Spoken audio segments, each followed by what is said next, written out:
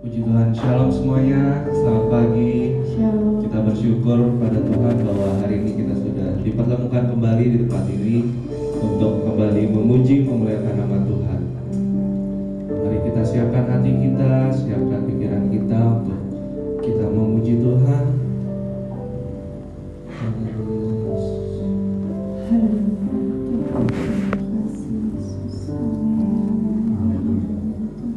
Haleluya, terima kasih Bapa di surga. Ucap syukur buat segala kebaikan Bapa, buat kesempatan yang Kau berikan pagi ini Bapa, untuk kembali kami bersama-sama beribadah kepadamu. Terima kasih Bapa surga buat segala penyertaan-Mu, buat segala pertolongan-Mu Bapa di surga. Kami menyerahkan kepada kami pagi ini dalam tangan-Mu Bapa di surga. Kau yang memimpin, Kau yang beracara dari awal sampai selesainya nanti Bapa di surga. Tutup bungkus kami semua dengan kuasa-Mu. Siapkan hidup kami untuk kami memuji memuliakan nama-Mu Bapa, untuk kami menerima firman-firman-Mu di surga. Sucikan kami, kuduskan kami Bapa, layakkan kami untuk kami menghadap kehadiran-Mu Bapa di surga. Dan kami mohon Kau berkati Bapa, Kau memimpin kepada kami dari awal sampai selesainya nanti Bapa. Kau mencurahkan berkat-berkat-Mu, Kau mencurahkan sukacita-Mu bagi jemaat di tempat ini Bapa. Dan Kau saja yang kami puji, kami tinggikan, kami muliakan pada pagi hari ini. Juga bersatu hati, tidak ada kuasa-kuasa kegelapan, penguasa-penguasa dunia yang tidak mengganggu ibadah ini Bapa. Kami bersatu hati, kami patahkan, kami usir di dalam nama Yesus. Dan kami undang kuasa-Mu saja yang bekerja di tengah kami Bapa di surga. Kau juga tolong jemaat-Mu yang saat ini masih dalam perjalanan. Kau pimpin, tibakan mereka tempat dengan tidak kurang suatu apapun. Terima kasih Bapa di surga. Kami akan mulaikan ibadah ini dalam nama Tuhan Yesus Kristus.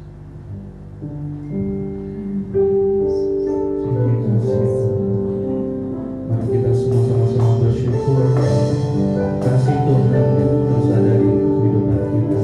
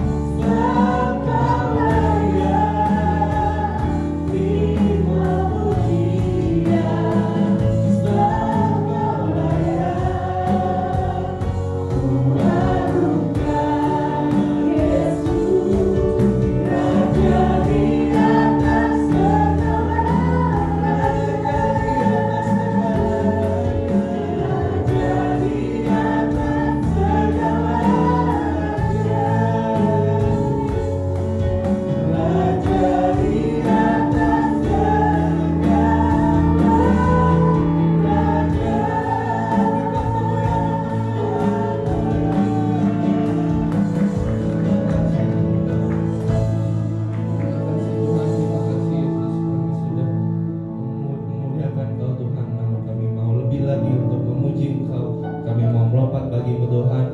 Kau tolong berkati kami ibadah ini dari awal pertengahan hingga akhirnya. Hanya di dalam nama Tuhan Yesus Kristus kami telah dan mengucap syukur. Haleluya. Amin. Shalom semuanya. Dan bersuka cita hari ini, lambaikan tangannya. Kita bisa kasih senyum kiri kanan kita. Segala puji syukur Sebab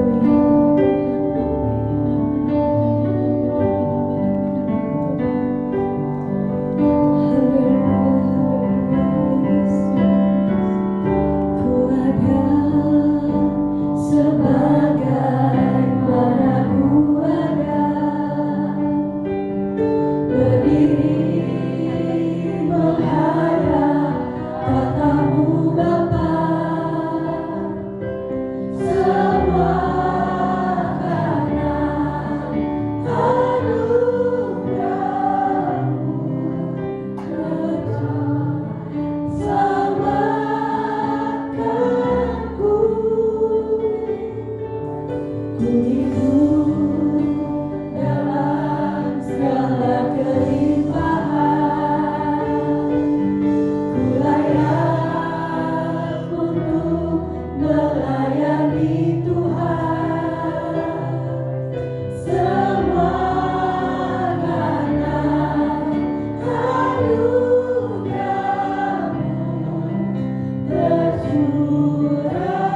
bagiku.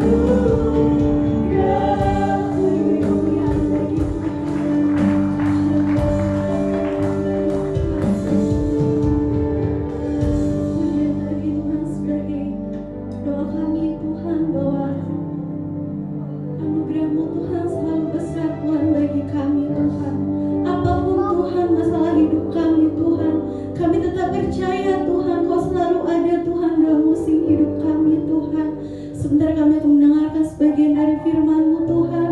Berkatilah hamba-Mu yang akan menyampaikan firman-Mu Tuhan pada pagi hari ini Tuhan. Biarlah firman-Mu Tuhan selalu tertanam Tuhan dalam hati kami ya Tuhan. Dan kami juga akan membawakan korban persembahan yang pertama. Berkatilah setiap tangan-tangan hamba-Mu yang akan memberi ya Tuhan. Hanya dalam nama Tuhan Yesus Kristus. Haleluya. Amin. Jemaat boleh dipersilakan untuk duduk.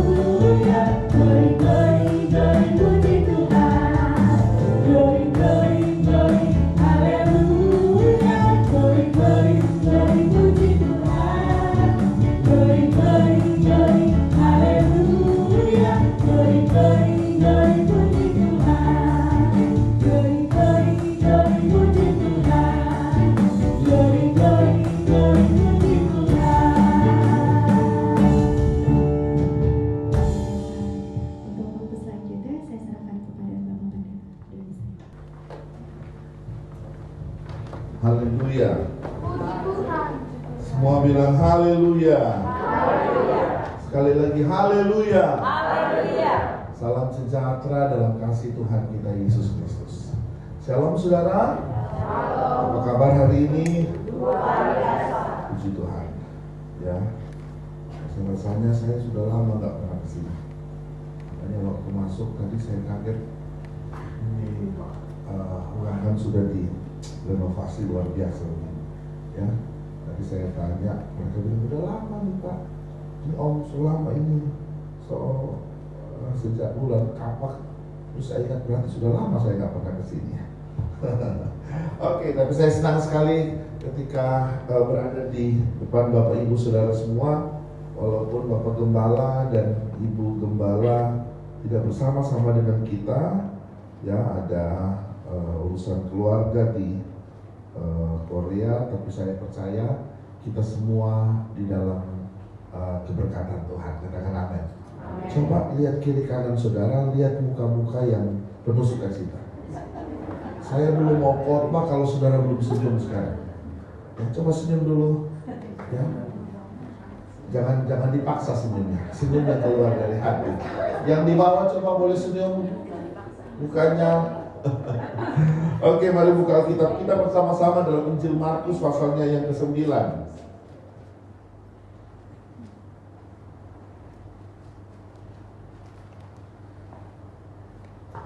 Injil Markus pasalnya yang ke-9. Kita akan membaca ayat 14 sampai ayatnya yang ke-29. Injil Markus pasalnya yang ke-9 ayat 14 sampai ayatnya ke-29. Saya baca di atas saja, ini terlalu kecil tulisannya. Kita ganti-gantian baca. Saya baca 14, saudara baca 15. Nanti pada ayatnya yang ke-29 kita baca bersama-sama. Ya, kita kerja sama. Semua siap? Oke. Bilang kiri kanan, saya siap baca firman Tuhan. Ketika Yesus, Petrus, Yakobus dan Yohanes kembali pada murid-murid lain, mereka melihat orang banyak mengerumuni murid-murid itu, dan beberapa ahli Taurat sedang mempersoalkan sesuatu dengan mereka. Pada waktu orang banyak itu melihat Yesus, tercengang mereka semua dengan belasan yang mulia. Lalu Yesus bertanya kepada mereka, apa yang kamu persoalkan dengan mereka? Kata seorang dari orang banyak itu, Guru, anak ini membawa kepadamu, karena dia kerasukan roh yang menyusahkan dia. Dan setiap kali roh itu menyerang dia, roh itu membantingnya ke tanah. Lalu mulutnya berbusa, giginya berketakan dan tubuhnya menjadi kejang. Aku sudah meminta kepada murid-muridmu supaya mereka mengusir roh itu, tapi mereka tidak dapat. Maka Yesus kepada mereka, "Hai kamu anak yang tidak percaya, berapa lama lagi aku akan tinggal di antara kamu? Berapa lama lagi aku akan sabar terhadap kamu? Bawalah anak itu kemari." Lalu mereka membawanya kepadanya. Waktu roh itu melihat Yesus, anak itu segera digoncang-goncangkannya, dan anak itu terpelanting ke tanah dan terguling-guling, sedang mulutnya berbusa. Lalu Yesus bertanya kepada anak itu, "Sudah berapa lama ia mengalami ini?" Jawabnya, "Sejak masih kecil." Dan seringkali roh itu menyeretnya ke dalam api ataupun ke dalam air untuk membinasakannya. Sebab itu, jika engkau dapat berbuat sesuatu, tolonglah kami dan kasihanilah kami. Jawab Yesus, "Katamu, jika engkau dapat, tidak ada yang mustahil bagi orang yang percaya." Segera ayah anak itu berteriak, "Aku percaya, tolonglah aku yang tidak percaya ini." Ketika Yesus melihat orang banyak mendengarkan umum, ia mendorong anak itu dengan keras katanya, "Hai bapak yang orang yang disembunyi, aku mendengarkan bahwa aku keluar daripada anak ini dan anak masuk dinyatakan." Lalu keluarlah roh itu sambil berteriak dan menggoncang-goncangkan anak itu dengan hebatnya. Anak itu kelihatannya seperti orang mati, sehingga banyak orang yang berkata, "Ia sudah mati." Tetapi Yesus membawa anak itu dan membawa lalu Ketika Yesus sudah di rumah dan murid-muridnya sendirian dengan dia, bertanyalah mereka, "Mengapa kami tidak dapat mengusir roh itu?" 2, 3. Jawabnya kepada mereka, "Jenis ini tidak dapat diusir kecuali dengan berdoa." Saudara, saya kira semua sudah menangkap alur cerita dari pembacaan kita. Ceritanya adalah pada suatu ketika Yesus itu kemudian didatangi oleh beberapa orang, dan tiba-tiba ada salah satu orang di situ bicara kepada Yesus, memohonkan belas kasihan Tuhan Yesus supaya anaknya itu disembuhkan. Karena menurut catatan Alkitab, mereka sudah berusaha minta tolong kepada teman-teman murid-murid Yesus, tapi itu tidak bisa diselesaikan persoalannya. Dan secara luar biasa terjadi perdebatan, dan kemudian kita akhirnya tahu bahwa yang persoalan di situ adalah anak itu ternyata sudah bisu sejak kecil, ya. Sejak kecil dia sudah bisu, dan menurut catatan Alkitab, bisunya itu dikarenakan ada iblis yang kemudian membuat anak itu tidak bisa berbicara. Cerita itu berlanjut, saudara, sampai terjadi dialog antara Yesus dengan anak itu, dan kemudian akhirnya Yesus Yesus menegur roh yang ada di anak itu, dan kemudian roh itu membanting anak itu, membuat anak itu kerepotan sekali, membuat anak itu sangat menderita, membuat, saudara perhatikan cerita yang saya jelaskan supaya kita bisa tahu benang merahnya.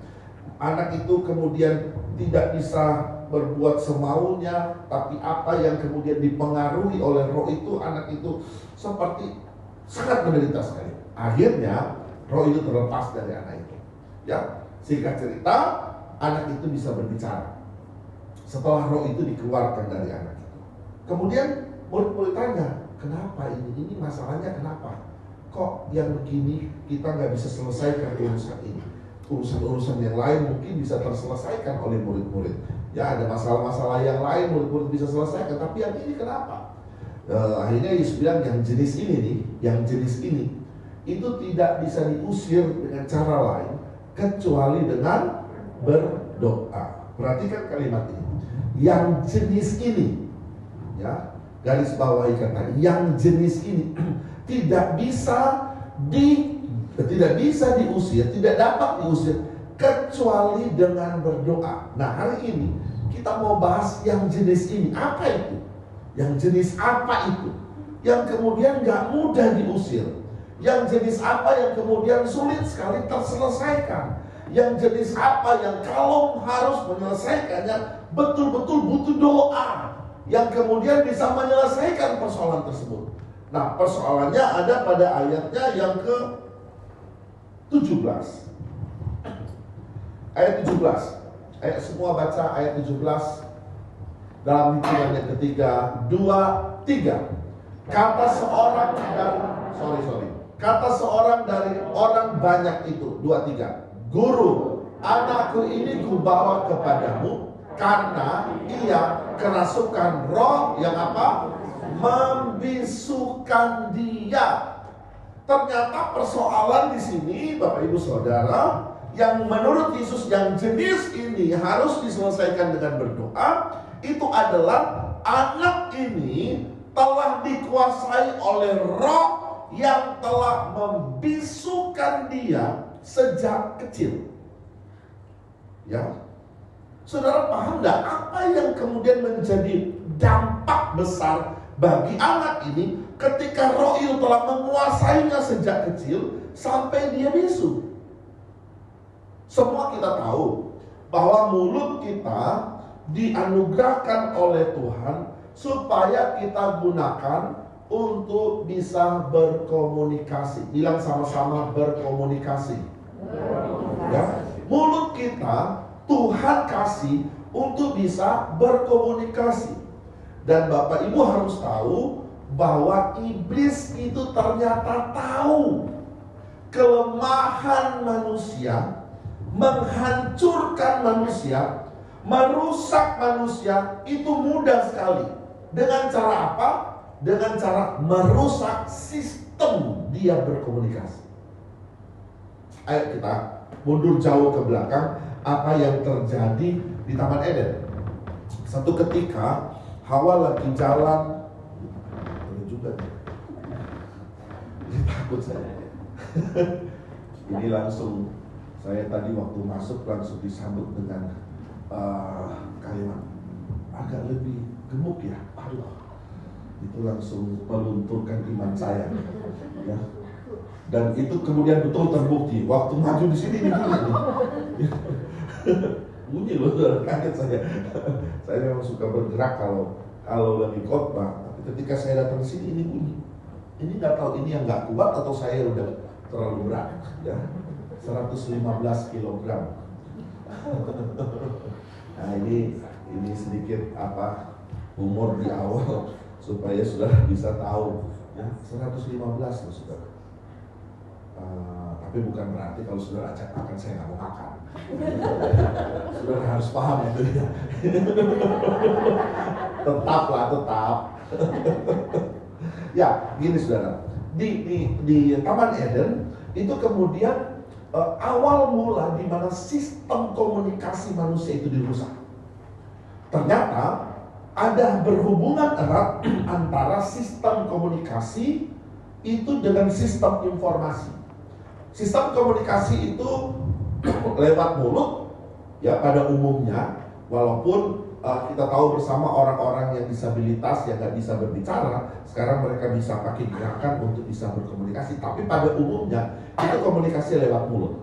Dan sistem informasi yang biasanya manusia itu dapat itu dari telinga untuk mendengar. Dan dua hal ini itu dirusak karena saling berkaitan antara satu dengan yang lain.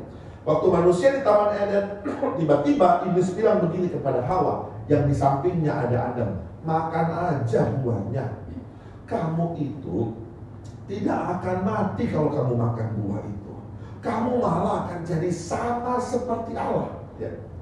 Iblis itu tahu kelemahan manusia, dan ini yang pertama dia rusak. Sistem ini, pendengaran sebagai sumber informasi dan mulut sebagai sumber komunikasi.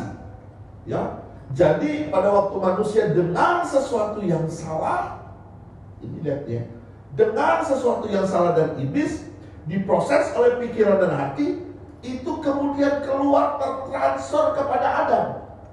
Hawa bilang kepada Adam, makan nih buah, kita nggak mau mati, kita justru jadi sama seperti Allah. Coba lihat, ini iblis menguasai manusia dengan mudah sekali. Ya, jangan saudara pikir iblis kuasai saudara, tiba-tiba iblis perintahkan saudara ambil pisau dan arahkan pisau itu kepada suamimu dan tikam suamimu dengan pisau. Enggak. Ya, horor tuh iblis begitu. Iblis sekarang udah pintar, dan dia memang pintar dari Taman Eden. Dia nggak pakai alat-alat begitu. Dia kemudian cuma merusak sistem informasinya. Pada waktu sistem informasi dirusak, sistem komunikasi itu rusak total. Dan manusia pertama mulai saling menyalahkan di Taman Eden.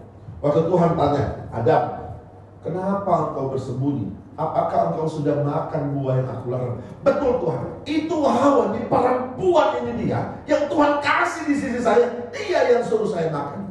Padahal pada waktu Hawa lagi berkomunikasi dengan iblis, itu Adam ada di samping. Harusnya nih Adam langsung blok, stop Hawa, ngapain kamu komunikasi dengan iblis?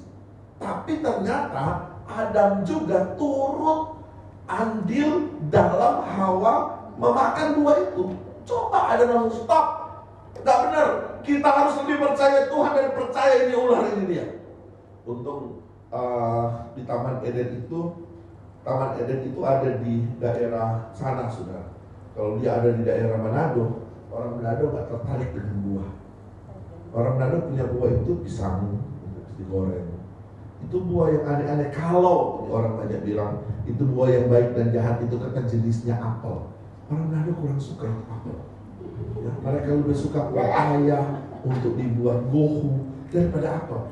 Kalau itu terjadi kepada orang Manado, saya yakin yang mereka makan itu iblis, itu ular, bukan itu buah. Ya, maka jadilah di sana. Ya, saya juga suka makan itu ular, itu dia saudara. Jadi kalau saya makan ular, saya sudah makan setan.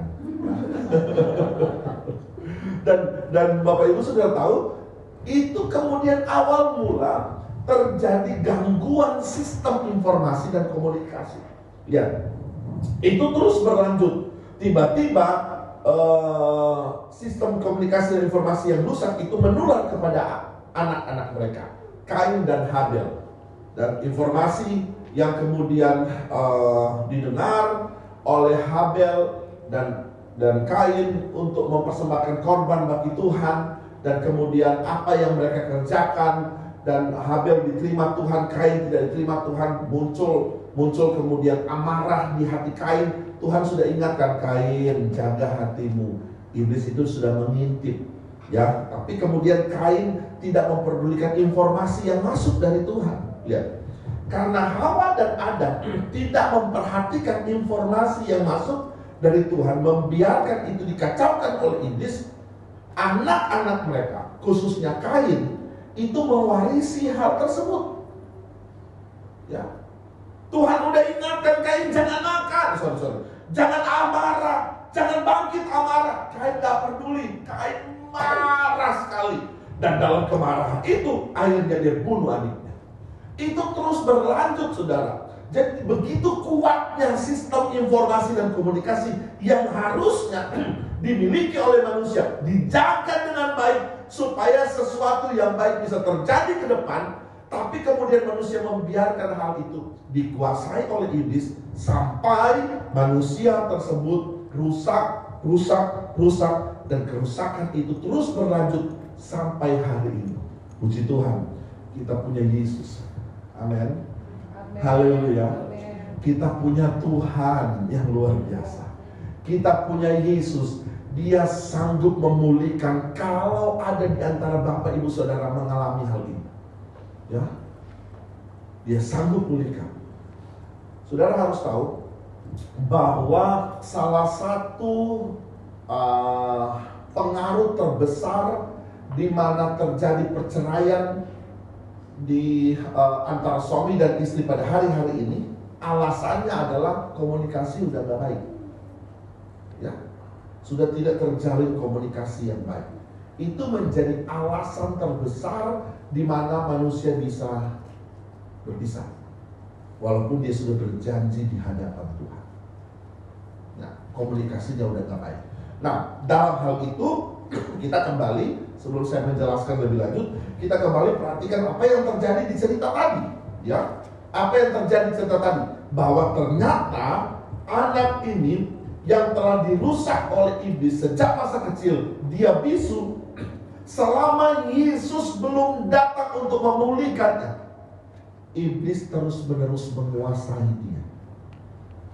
Ya, nggak bisa ngomong dengan baik, tapi yang ada iblis kemudian bergerak dalam hidupnya, membanting dia dengan kuat, menghancurkan dia, membuat dia kejam, membuat dia tidak berdaya, membuat dia seperti orang mati, ya.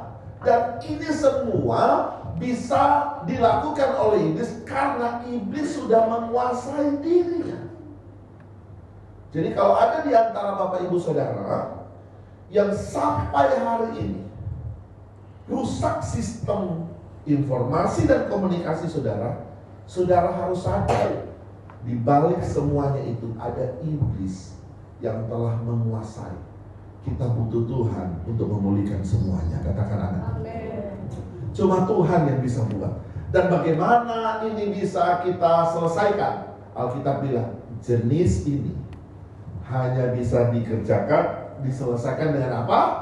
Berdoa. Mari saya menjelaskan. Dalam ilmu komunikasi itu terjadi. Dalam ilmu komunikasi itu ada dua hal, ya. Walaupun dalam konteks kekristenan itu ditambah menjadi 3 bagian. Bagian pertama adalah komunikasi kita dengan Tuhan. Ini penting. Membangun komunikasi kita dengan Tuhan itu menjadi sangat penting sebagai orang Kristen. Kenapa? Karena apa yang kita dengar dari Tuhan itu kemudian akan sangat mempengaruhi hidup kita untuk kita berkomunikasi dengan Dia dengan benar.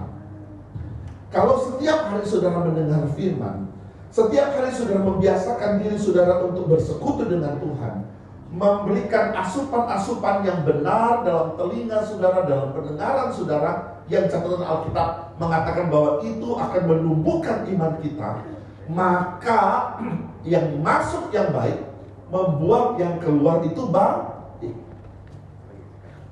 Kalau yang masuk dalam telinga saudara setiap hari firman dalam bentuk komunikasi saudara dengan Tuhan, maka saya percaya mulutmu akan selalu bicara firman.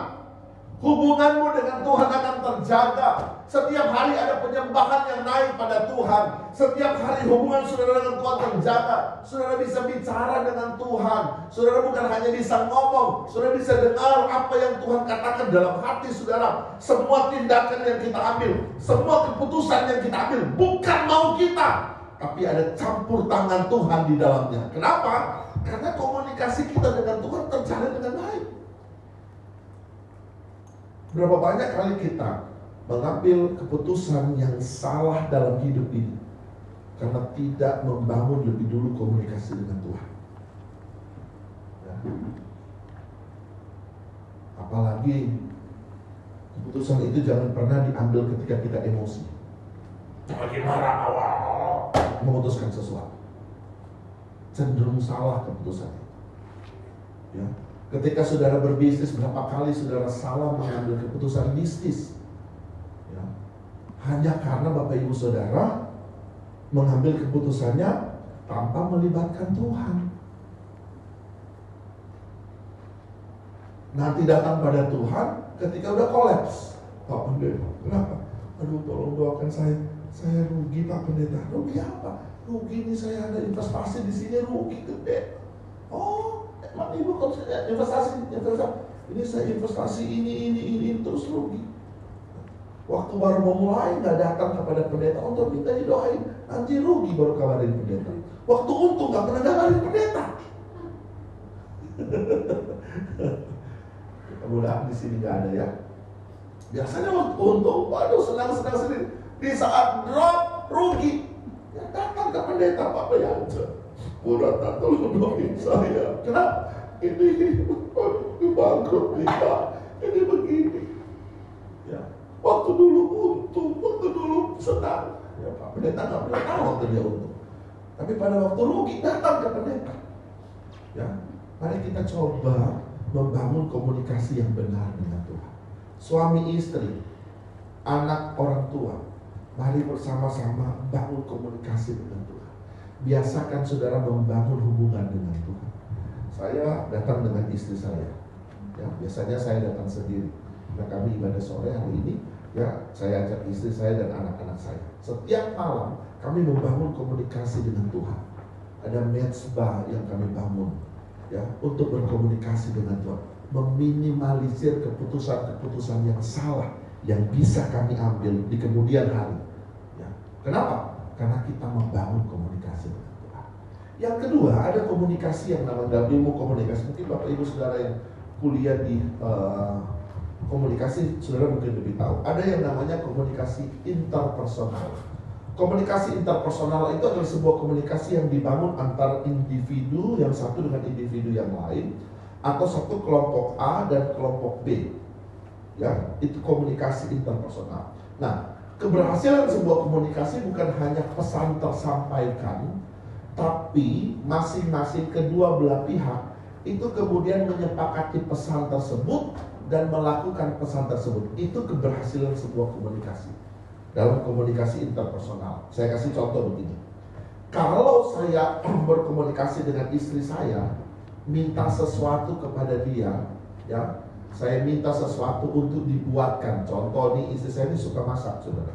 Ya, saya suka minta dibuatkan makanan A. Dia dengar. Tapi kemudian apa yang dia dengar dia nggak buat. Itu komunikasi dianggap gagal.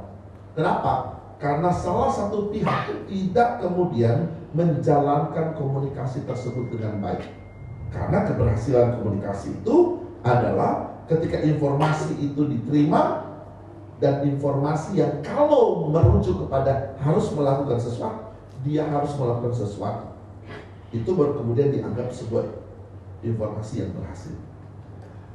Nah, komunikasi interpersonal ini, Bapak Ibu Saudara, iblis tahu itu harus dicegah supaya nggak berhasil. Salah satu kerusakan rumah tangga adalah pada bagian ini, Bapak Ibu Saudara.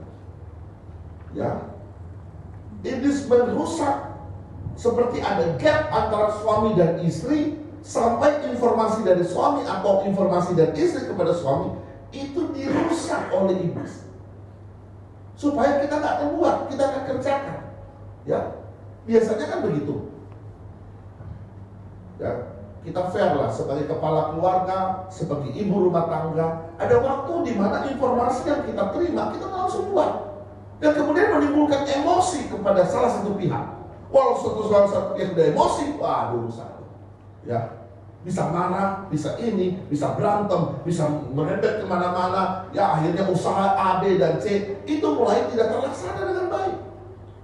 Kenapa? Karena ini iblis merusak alurnya. Oleh karena itu, Bapak Ibu Saudara, kita harus betul-betul minta Tuhan supaya menolong kita, supaya apa yang kemudian dinamakan dengan informasi interpersonal antara kita, kelompok kita, pelayanan A dan pelayanan B, itu bisa terjalin dengan baik. Ya. Dan kalau mau jujur ya, iblis itu merusak sistem komunikasi interpersonal ini bukan hanya di kalangan bawah, tapi dia mulai merusak dari bagian atas. Coba lihat, mau pemimpin rohani maupun pemimpin-pemimpin di pemerintahan itu rusak cara berkomunikasi secara interpersonal. Kita baru saja dipertontonkan dalam kampanye bagaimana komunikasi interpersonal itu rusak. Saling membuli, saling menyalahkan, semua pihak saling menyalahkan, tidak ada satupun baik pimpinannya sampai kepada orang-orang di bawah. Kalau saudara mau lihat Facebook itu saling menyalahkan satu dengan yang lain. Saudara mau lihat TikTok saling menyalahkan, komunikasi yang gak baik dipelihara terus. Udah selesai pilpresnya, ini komunikasi yang gak baik itu dipelihara terus. saling membuli. Kenapa itu bisa terjadi? Karena iblis telah berhasil masuk, merusak di sini. Jangankan dalam dunia politik, dalam bergereja, ini bisa saja masuk mulai dari pemimpin tertinggi, ya, pemimpin terendah, sampai pada tingkat jemaat, sampai pada tingkat komisi jemaat, sampai pada apa tuh namanya, yang terima tamu, ya, asal itu bisa terjadi, ya. Coba perhatikan, saya harap di sini nggak ada. Tapi biasanya ada banyak orang yang kemudian salah paham. Mungkin si asal juga lagi banyak masalah, banyak problema. Jadi pada waktu dia terima tamu, salaman dia nggak senyum. Yang datang semua tersinggung. Oh, yang satu dia senyum, saya enggak. Ini nggak benar dia. Akhirnya mulai kepahitan kepada dia. Dan saya perhatikan tiap kali saya datang nih ke gereja, kalau yang nyambut si A selalu mukanya cemberut. Tapi kalau dia nyambut orang lain, "Shalom Bu, apa kabar? Aduh ibu tuh, aduh cantik banget." Tapi kalau si A, dia mukanya nggak bagus. Coba lihat, ini iblis merusak semua sistem ini. Ya, apalagi nih kalau ada teman di sebelah ngomporin, "Iya, lu sih pakai baju terlalu bagus, dia tuh cemburu tuh sama bajunya." Dengar salah, bicara salah. Saya harap tidak ada di sini. Tapi kalau ada di sini hal tersebut, kita nggak bisa selesaikan dengan cara kita. Kalau suami dan istri mulai rusak komunikasinya, saudara datang ke semua orang itu nggak akan pernah pulih itu komunikasi. Kenapa? Karena ketika komunikasi itu rusak, ada hati yang tersakiti di situ. Ada pikiran yang ikut dirusak di situ. Mungkin, maaf, setelah itu komunikasinya bisa baik, tapi belum tentu hatinya baik. Ya. Sehingga ketika ada sesuatu yang menstimulasi, ya, untuk bisa marah lagi, dia bisa marah. Dan semua persoalan dari tahun 50 tahun lalu itu diungkit semua. Kenapa? Karena belum pulih di sini. Apa yang bisa membuat dia pulih? Berdoa. Bilang kiri kanan, soleh, berdoa. Saudara nggak bisa datang ke psikiater, Pak. Ini kok istri saya ini cerah banget. Itu kalau saya baru ngomong 2 kali, dia harus 10 kali. Ya, nggak bisa. Berdoa itu saya pernah bilang di sini kan, perempuan itu dikaruniakan Tuhan satu hari harus selesaikan 25.000 kata. Laki-laki itu cuma 7.500 sampai 12.500 kata bisa dikeluarkan satu hari. Perempuan bisa 25.000 kata. Ya, cuma butuh Tuhan dengan doanya supaya kata-kata yang keluar bukan kata-kata hamba.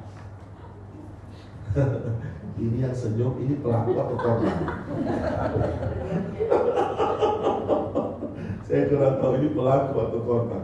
Entah saudara pelaku atau korban, dengar baik. Cuma Tuhan yang bisa pulihkan. Amin. Amin. Haleluya. Tuhan. Saudara mau bilang,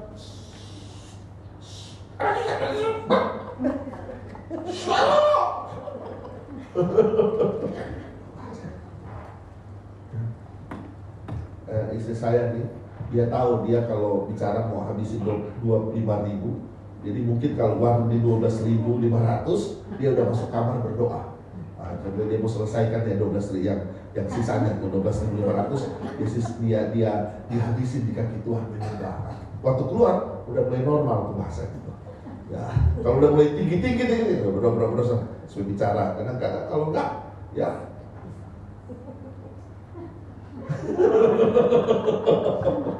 Biasa itu di mana-mana.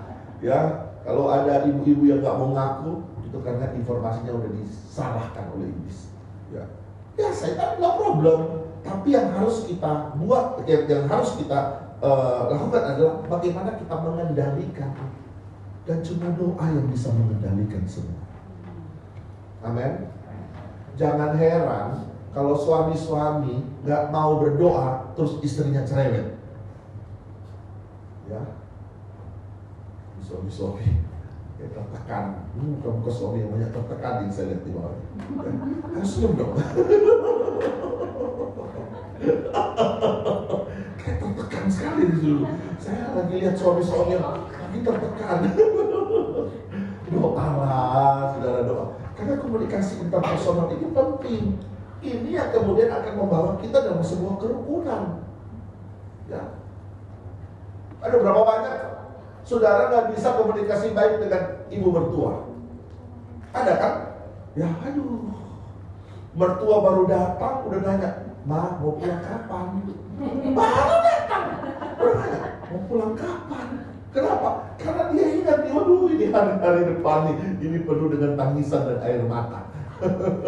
Jadi belum apa-apa tadi mau pulang kapan? Saya mau bilang Bapak Ibu Saudara, cuma Tuhan yang bisa pulihkan. Iblis memang suka merusak itu.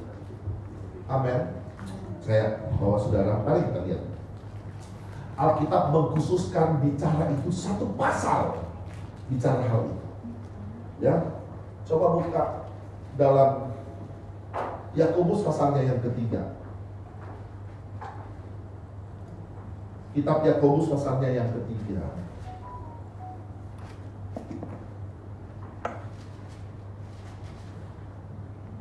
Ya, itu di Yakobus pasalnya yang ketiga ada ditulis dosa karena lidah.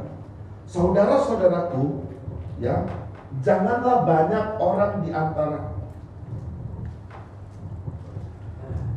janganlah banyak orang di antara kamu mau menjadi pengajar. Ini nih bahaya nih menjadi pengajar. Sebab kamu tahu bahwa sebagai pengajar kita akan dihakimi menurut ukuran yang lebih berat. Kenapa ini dimulai dengan pengajar? Sebab pengajar itu cenderung suka bicara, tapi nggak suka mendengar. Ya. Kenapa? Saya pengajar, saudara. Setiap hari itu saya harus berhadapan dengan laptop. Sekarang kuliah belajarnya online. Itu bicara itu bisa 2 jam itu bicara non-stop.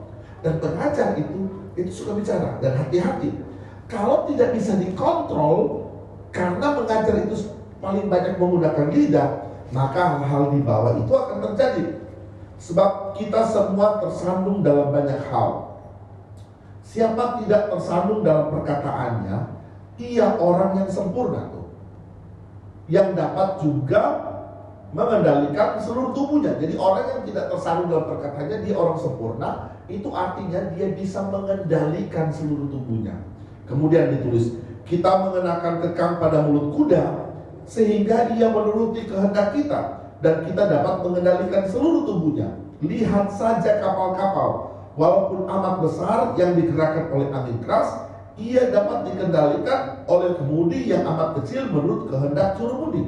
Ini kapal besar dan jurumudi itu sebuah analogi untuk menjelaskan tentang lidah yang kecil itu bisa mengendalikan seluruh tubuh. Kemudi yang kecil bisa mengendalikan satu kapal yang besar. Ya, demikian juga lidah. Walaupun suatu anggota yang kecil dari tubuh, ia dapat memegahkan hal yang besar. Lihatlah betapapun kecilnya api dapat membakar hutan yang besar. Lidah pun adalah api. Ayo semua bilang, lidah pun adalah api. Lidah merupakan suatu dunia kejahatan di antara anggota-anggota tubuh kita. Sesuatu yang menodai seluruh tubuh dan membakar roda kehidupan kita. Sedangkan lidah itu sendiri dibakar oleh api neraka. Satu pasal ini bicara tentang lidah atau perikop. Ya, artinya Tuhan konsen supaya kita memperbaiki cara kita berkomunikasi. Karena dengan lidah yang baik kita bisa menghasilkan sesuatu yang baik.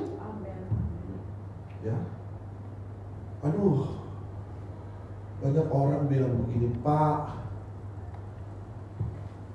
Orangnya memang begitu. Orang jangan terlalu taruh kira dia. DP mulu memang jahat, tapi DP hati baik. Gak ada itu. Alkitab bilang apa yang keluar dari mulut itu berasal dari hati. Jadi kalau DP mulut jahat, DP hati jahat. Ya. Jangan percaya itu orang yang mulut jahat terus dia bilang hati baik. Enggak, kita bilang apa yang keluar di mulut itu berasal dari hati. Saya tahu memang orang turunan begitu, suka bicara, tapi sebenarnya hatinya baik. Enggak, itu semua keluar dari hati. Alkitab yang bilang, bukan saya. Oleh karena itu kita harus jaga lidah kita. Ya. Ada kan memang orang-orang yang bukan mau dia, tapi ada gen itu yang melekat dari orang tua, dari leluhur, yang membuat dia agak sedikit offside kalau bicara. Ya. Saya ingat dulu salah satu gubernur DKI, ya agak sedikit offside bicara, Pak Ahok. Ya. Orang-orang cepat ceplos tuh. Kita butuh doa khusus supaya jangan terlalu cepat ceplos kalau kemudian ada pada posisi itu. Ya, jadi hati-hati saudara. Nah, itu yang komunikasi interpersonal. Ketika itu berhubungan dengan lidah, kita bisa merusak sebuah hubungan bisnis, merusak hubungan pelayanan. Bahkan ada berapa banyak jemaat yang kemudian merasa hatinya terluka hanya karena komunikasi yang salah, yang mungkin tidak disengaja oleh gembala, oleh majelis gereja, oleh penatua, oleh tim pelayan, sampai nggak mau masuk gereja. Kenapa? Itu berawal dari komunikasi. Nah, yang ketiga, tadi yang pertama komunikasi dengan Tuhan, yang kedua komunikasi interpersonal, yang ketiga adalah komunikasi intrapersonal. Komunikasi intrapersonal itu adalah komunikasi yang paling dalam yang dimiliki manusia. Itu komunikasi yang kemudian tingkatnya tinggi. Manusia atau kita bicara dengan diri kita. Ya. Sumber informasi yang masuk baik lewat telinga, lewat mata, lewat indera kita penciuman, apa yang kita raba, itu kemudian akan kita tampung dan kemudian mulai terjadi komunikasi intrapersonal dalam diri kita. Dan pada komunikasi intrapersonal itu, ini tergantung baik atau buruk komunikasi intrapersonal kita, akhirnya kita akan mengambil keputusan di komunikasi itu. Saya kasih contoh begini. Kalau kemudian saya datang ke sini, ya, pada waktu saya masuk di ruangan ini, semua memori yang berhubungan dengan saya yang sudah tahu itu akan terekam dan kemudian muncul di pikiran saya. Ini Pak Doni, ya. Dan saudara mulai berkomunikasi dengan diri saudara. Oh, ini Pak Doni nih. Dia kalau datang itu begini. Dia orangnya begini. Dia semua saudara akan berkomunikasi. Dan hasil dari review saudara tentang siapa saya itu akan membuat keputusan saudara akan ambil tergantung keputusan baik atau tidak yang muncul, sehingga saudara menentukan sikap saudara kepada saya tergantung dari komunikasi. Waktu ada orang muncul depan saudara, satu bapak, satu ibu muncul, dari jauh saudara, ya dia lagi yang datang, pasti pinjam duit. Kenapa? Karena memori dulu yang terekam, orang ini suka ngutang. Ya, sehingga komunikasi interpersonal dalam diri saudara itu akan muncul. Ya, akhirnya timbul resistensi dalam diri saudara terhadap orang itu. Saudara langsung bilang nanti bilang kalau itu ibu datang, yang mumpung dia belum lihat mama di sini, bilang mama lagi keluar ya. Akhirnya keputusan yang kita ambil berdasarkan komunikasi dengan diri kita. Ibu itu datang dan kemudian anak itu bilang, aduh minta maaf mama lagi keluar. Kenapa? Karena kita sudah berhasil membuat stigma tertentu kepada orang tersebut sehingga kita nggak mau ketemu. Kenapa kita mengambil respon yang begitu? Karena komunikasi intrapersonal yang kita bangun. Dan ini menjadi komunikasi yang penting. Itu butuh doa. Komunikasi intrapersonal itu ada hubungannya dengan alam bawah sadar kita, Bapak Ibu Saudara. Ya. Kita biasanya berkomunikasi baik dengan orang, berkomunikasi baik, bisa baik, tapi belum tentu yang kita komunikasikan dengan orang sama dengan yang kita komunikasikan dengan diri kita. Mulut kita boleh bilang, shalom bu, apa kabar, udah lama gak ketemu. Tapi dalam hati kita bilang, ngajar dia ini yang ganggu kita berlaki dulu ya. Dia ini yang suka gangguin suami saya. Aduh, shalom. Aduh, ibu cantik banget. Ya, padahal hatinya, aduh ini dia nih. Ya, ini saingan saya nih di gereja. Mulut bicara lain, hati bicara lain. Kenapa? Karena komunikasi interpersonal ini rusak, Bapak Ibu Saudara. Siapa yang membuat itu rusak? Iblis. Ya. Sehingga kita kelihatan munafik kepada orang. Berapa banyak orang yang kelihatan munafik? Waduh, maaf, di gereja biasanya begitu. Kita dipertontonkan dengan kemunafikan yang satu dan kemunafikan yang lain. Ya, seperti baik padahal nikam dari belakang. Seperti kelihatan bersahabat, tapi sementara mengambil ancam-ancam bagaimana menjatuhkan dia. Dan ini cuma bisa diselesaikan dengan berdoa, melibatkan Tuhan. Harus Tuhan dilibatkan.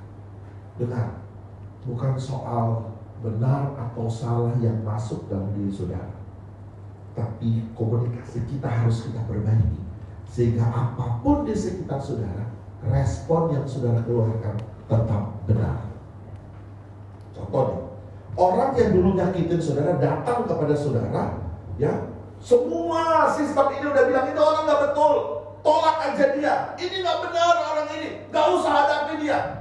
Tapi kemudian ketika saudara telah dipulihkan oleh Tuhan sistem ini, saudara akan datang, saudara akan sambut dia dengan hangat, sambut orang itu dengan baik, dengan hati yang tulus. Ketika istri atau suami pernah menyakiti Bapak Ibu Saudara, iblis akan merusak sistem ini. Ya, bukan lagi interpersonal yang dia rusak, yang dia rusak intrapersonal. Hati saudara dengan mulut pikiran saudara itu kemudian dirusak, dipengaruhi oleh iblis. Sampai kemudian akhirnya di muka bisa senyum, bisa melayani dengan baik kepada suami atau istri, tapi hatinya tetap dendam. Haleluya. Haleluya. Haleluya, Bapak Ibu Saudara. Saya tahu Tuhan ada di sini. Saya nggak tahu apa yang pernah terjadi di masa lalu saudara. Tapi kalau iblis sedang mengambil keuntungan dalam dirimu, dalam prinsip komunikasi dan informasi itu, dengar baik, ini waktunya Tuhan untuk memulihkan saudara. Ini waktunya Tuhan untuk menolong ibu-ibu. Ini waktunya Tuhan menolong bapak-bapak yang hadir hari ini. Kalau saudara pernah terlanjur kecewa kepada istrimu, terlanjur kecewa pada suamimu, karena yang pernah mereka buat itu terlalu sakit. Engkau pernah kecewa kepada anakmu, engkau pernah kecewa pada orang tuamu, kepada ayah, kepada ibumu, karena mereka pernah buat terlalu sakit dalam hidupmu, sehingga setiap kali memikirkan mereka yang muncul bukan ada kasih sayang, tapi dendam, amarah, benci. Ini hari waktunya Tuhan memulihkan hidup. Ya, kenapa? Cuma bisa minta Tuhan tolong. Sebab apa? Kalau sistem ini dirusak, ini selalu akan menghasilkan hal-hal yang negatif di kemudian hari. Kita nggak bisa mengendalikan dengan baik diri kita. Iblis yang akan mengendalikan, lihat tuh kan orang bisu itu. Iblis kemudian mengangkat dia, membanting dia. Ya, ada waktu di mana dia kejang, berbusa, semua hal yang gak baik muncul di anak itu. Bukan karena mau anak itu, tapi itu atas kendali iblis. Dan itu juga bisa jadi dalam diri kita kalau kita tidak memperbaiki sistem ini dalam diri. Saudara akan saling menyakiti satu dengan yang lain, saling membenci satu dengan yang lain, saling memfitnah satu dengan yang lain, ya, saling menjatuhkan satu dengan yang lain. Dan kalau itu terjadi Bapak Ibu Saudara, ya, siap-siap akan terjadi kerusakan yang besar dalam hidup saudara dan perjalanan keluarga saudara. Kecuali hari ini saudara minta Tuhan tolong. Tuhan, aku gak kuat Tuhan, aku salah Tuhan. Hari ini aku mau Tuhan, supaya Engkau membereskan semua. Ya, dan Yesus ada di sini. Saya tak peduli seberapa berat yang saudara lewati, seberapa sulit yang saudara jalani. Yang saya tahu, Dia mampu memperbaiki apa yang saudara dengar dan apa yang akan saudara beritakan di mulut saudara. Amin. Haleluya. Haleluya. Tuhan pasti akan menolong saudara. Tuhan pasti akan menolong saya dan saudara. Saya dan istri saya, saudara, ya kami nih hari-hari ini sedang berhadapan dengan berbagai persoalan yang berat. Masalah demi masalah. Ada banyak masalah dalam pelayanan, masalah di dalam keluarga. Ada. Tapi karena kami berdoa terus, Tuhan memulihkan prinsip komunikasi dan informasi ini, sehingga kami selalu berespon, puji Tuhan, selalu berespon dengan benar. Ya. Sampai ada satu jemaat bilang begini, aduh, Doni sama Rini ya, padahal mereka tahu hari-hari ini adalah hari-hari yang mengerikan. Kenapa saya bilang hari-hari ini? Karena itu di jemaat ditahu, setiap bulan Februari itu kami harus membayar kontrakan. Ya, dan pada waktu-waktu dulu tuh kalau udah bulan begini dananya belum ada, masih udah uring-uringan tuh. Ya, ini gimana nih carinya? Gimana nih? Ya, sekarang sama juga sebenarnya, tapi sudah lebih rileks, sudah lebih baik. Ya, karena prinsip komunikasi dan informasi ini sudah berhasil Tuhan tolong. Ya, karena sehingga respon yang keluar selalu baik. Orang sampai kaget. Ya, kok bisa tak tersenyum? Ada satu pendeta dari Nada bilang, Don, kita nggak pernah lihat Nada itu seperti ada masalah. Terus saya tanya, emang kalau saya uring-uringan masalah saya bisa selesai? Enggak kan? Ya kita enjoy aja. Bukan soal baik atau buruk yang mengendalikan hidup kita. Tuhan dalam diri kita yang mengendalikan semuanya. Yesus pernah mengalami hal yang buruk sebelum dia sampai di puncak junjungan. Dia difitnah, dia dihakimi, dia dipukul, dia dicambuk. Sudah tahu apa yang Yesus buat? Dia cuma diam. Dan kemudian dia mengampuni. Cukup. Itu respon dia. Dia bisa balas. Dia punya kekuatan yang luar biasa untuk membalas. Ya, dia nggak perlu menggunakan tenaganya. Dia cukup menggunakan mulutnya. Semuanya bisa terhempas. Tapi Bapak Ibu sudah tahu, dia tidak menggunakan hal tersebut. Kenapa? Dia diam dan diam. Saya mau bilang kepada saudara, ini kunci yang harus saudara kerjakan. Kalau kita harus mengalami hal ini, ada doa yang dipanjatkan pada Tuhan terus-menerus, memulihkan sistem ini. Hubungan kita dengan Tuhan dipulihkan. Hubungan kita dengan suami, cara berkomunikasi dengan suami, dengan anak, dengan orang tua, dengan tetangga, dengan siapa saja itu pulih. Dan yang paling penting, kita pulih dengan diri kita sendiri. Ya, kita bisa mengampuni diri kita sendiri. Kita tidak terlalu menyakiti diri kita sendiri dengan semua kata-kata yang tidak baik. Tuhan akan menolong kita. Tuhan Yesus memberkati kita semua dengan limpahnya. Amin. Puji Tuhan. Mari saya undang para pemain musik bisa maju ke depan.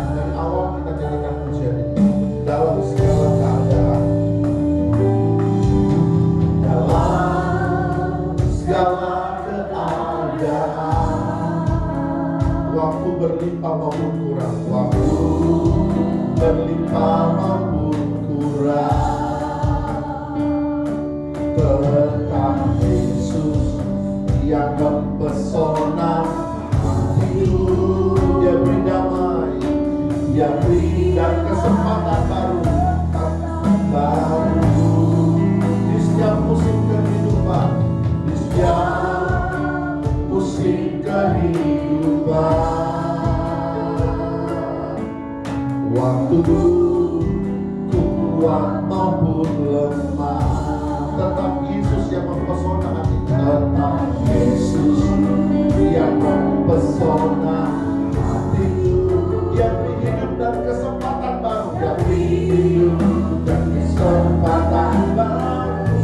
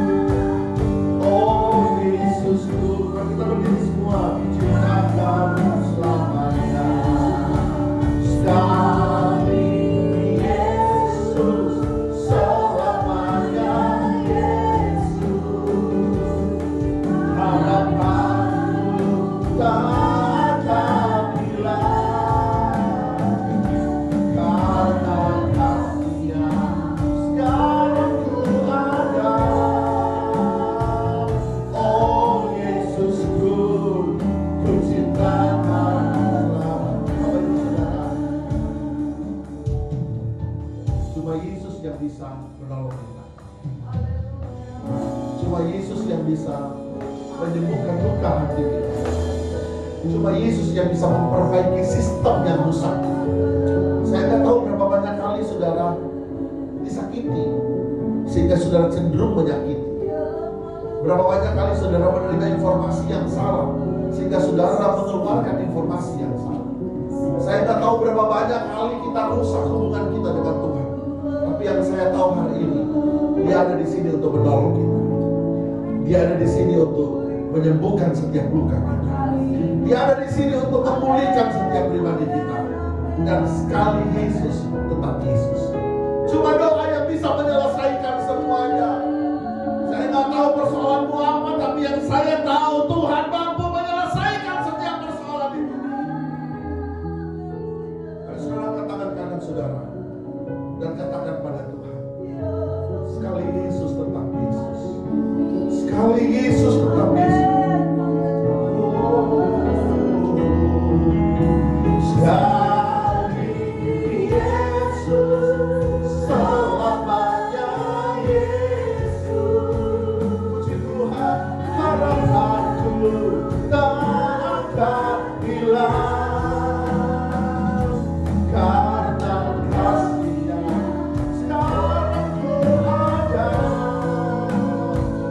Oh Yesusku, ku cintakan selamanya.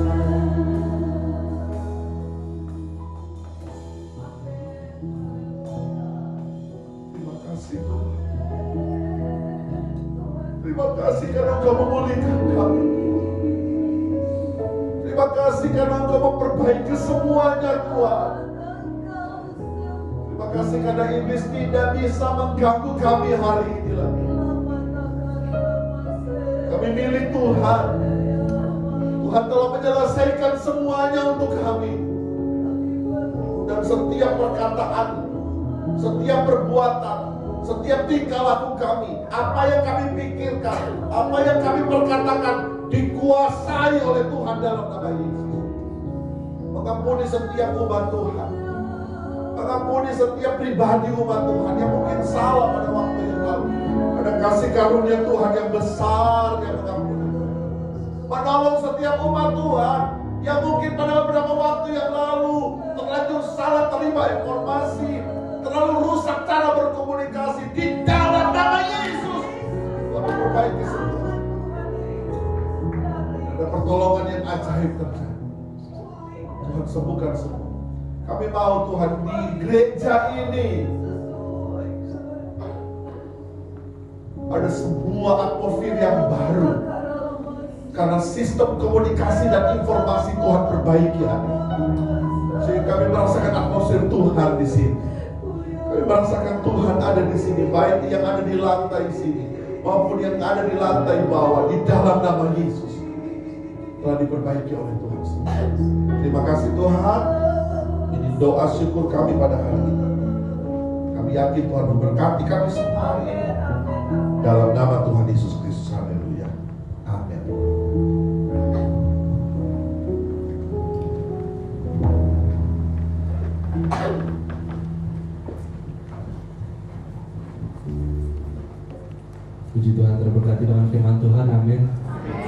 saatnya kita akan melakukan korban persembahan.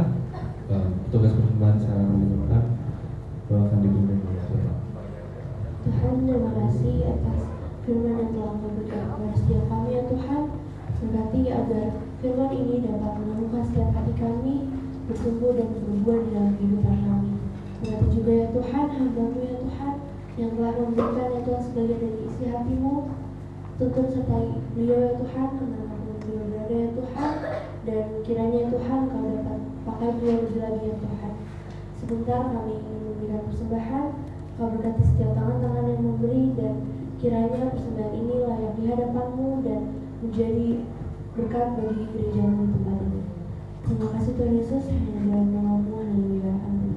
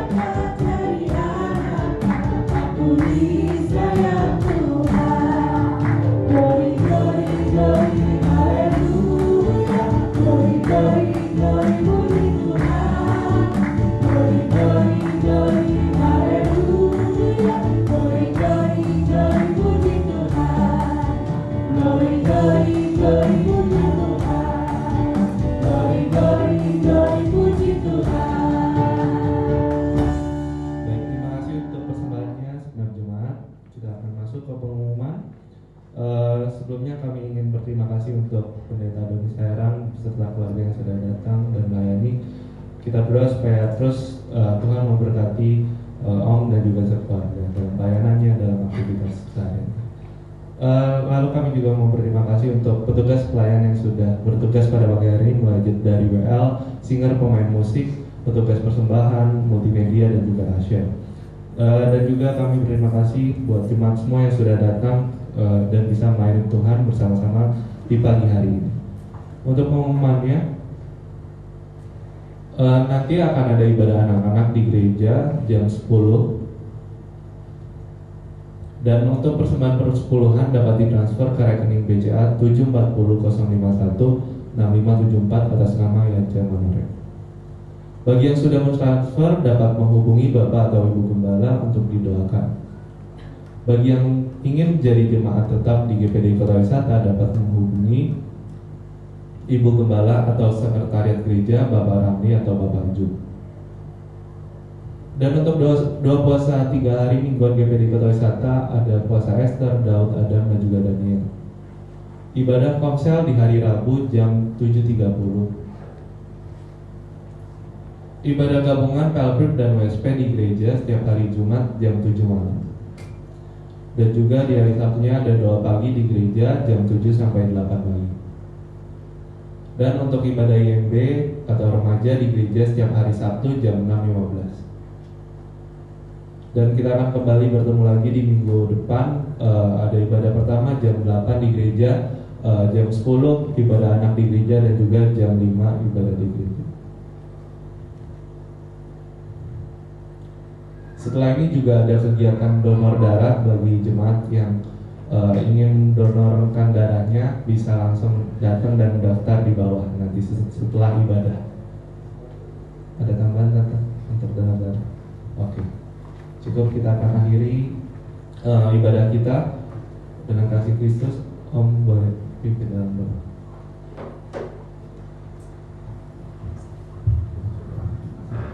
Mari kita bangkit berdiri semua. Angkat kedua belah tanganmu menghadap Tuhan. Di tangan-tangan kami yang terangkat Tuhan, kami menyerahkan semua hidup ini dalam tangan Tuhan. Tuhan pimpin sepanjang minggu umat Tuhan. Apapun yang mereka kerjakan, Tuhan tolong dan Tuhan berkati. Dan kemudian akan jadi berkat dalam keluarga, jadi berkat dalam pelayanan, jadi berkat di mana saja mereka pergi. Gembala dan ibu rohani yang ada di Korea, semua kami doakan supaya mereka tetap kuat, sehat dan diberkati, dan pada waktunya mereka kembali dalam anugerah Tuhan. Terima kasih Tuhan. Kami percaya Tuhan melindungi kami semua. Kami akan kembali ke tempat kami masing-masing. Tuhan pimpin sertai kami dan tiba di tempat tujuan dengan selamat daripada Tuhan. Saudara-saudara yang kasih Tuhan, terimalah berkat Tuhan. Berkat kasih karunia dari Allah Bapa menyertai kita semua. Cinta kasih sayang dari putranya yang tunggal yaitu Yesus Kristus ada atas hidup kita. Kekuatan, kuasa, perlindungan, kasih karunia, pertolongan dari Roh Kudus menyertai kita semua mulai siang hari ini sampai Tuhan Yesus datang pada kali yang kedua, menjemput kita semua mewarisi surga yang kekal, Yerusalem baru untuk selama-lamanya. Dan satu nama ajaib kita panjatkan doa kita dalam nama Tuhan Yesus Kristus. Haleluya.